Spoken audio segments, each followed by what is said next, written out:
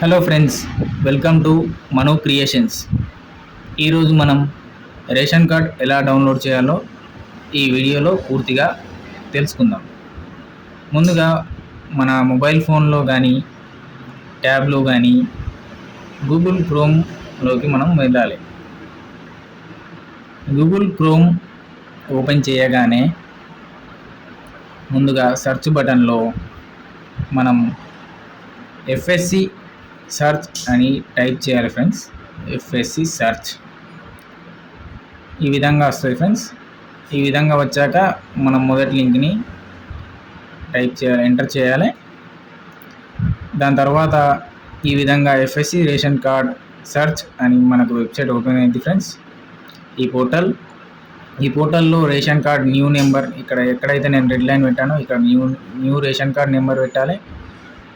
లేదు old ration card number కూడా మనం ఎంటర్ చేసుకోవచ్చు. ఎక్కడైతే మన రైట్ సైడ్లో ఓల్డ్ రేషన్ కార్డ్ నెంబర్ అని ఉంటుంది ఫ్రెండ్స్,